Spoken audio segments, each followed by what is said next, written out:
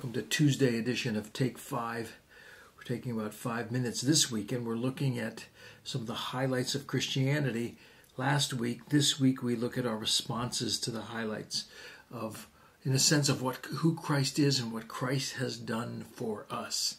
Last week we looked at all the beauty of, in a sense, how great a salvation that Christ has accomplished with us, bringing us to peace and fellowship with God and all that goes with it, eternal life and forgiveness and purpose and all of that. This week we're looking at sort of our side of it. What is our response to what Christ has done for us? And the first one word each day, Tuesday through Friday, and the word today is going to be the word grace. Now, when you hear grace, maybe you think of your aunt from Missouri. That's a nice name. Maybe you think of what some people used to do at the dinner table right before they ate. They would say grace. Those are all ideas, grace. But grace, in a sense, has a much more profound and a much more deep meaning than just something you say in 12 seconds before you eat. The theological definition of grace is unmerited favor. Favor, grace, unmerited. You can't earn it. You can't merit it. There's nothing you can do to earn this thing. And so in many ways, grace is sort of the key concept of Christianity. I would say of all of Christianity, and then if you do a little bit of history, the key concept of Reformed Christianity with Martin Luther and then followed up with John Calvin and some of the other reformers. Grace, in a sense, was the stake in the ground of saying, wait a minute, we need to sort of reclaim the historic idea of Christianity and how to attain all of the beauty of Christianity. It's by grace.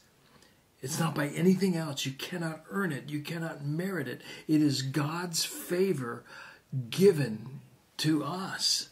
And not in any way can we earn it. Not by giving money or indulgences or church attendance or getting baptized. There's no way of earning this favor from God. It's unmerited. Ephesians 2:8 and 9 is the passage that I said we would look at. A very important passage when it has to do with the idea of grace. Here's what the Apostle Paul writes. For you are saved. In some ways, go back and watch all of last week's highlights of Christianity and all of those concepts summarized in that word saved. For you are saved by grace, unmerited favor, through faith. So in a sense, what is the attaining of that grace? It's by faith. It's not by working. In a couple of days we're going to talk about what faith is. It's simply, I don't even know if simply is the best word, but it is by faith. Grace is unmerited favor. You are saved by grace. It's a work of God. It is God's work that you cannot earn. I can't say it enough. And the way it is humanly received, in a sense, is through faith. For you have been saved by grace through faith. And then he goes on to say, this is not from yourselves. This isn't from you. You didn't earn it. You didn't inherit it from your family. You didn't get it when you became a member of a church or whatever.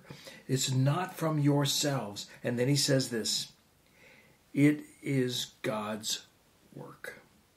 It is God's gift. It's the word he uses. It's gift. It's a gift. And that is what grace is all about. All that we discussed last week, the justification, the reconciliation, the peace with God, all that we discussed last week is a gift. And it is a gift attained not by merit, not by work, not by heritage. It is a gift given to us by God. It is achieved by grace. It's a beautiful concept. It's a concept that we can't hear enough about. But Christianity, at its heartbeat, is about grace. I'll leave you with that.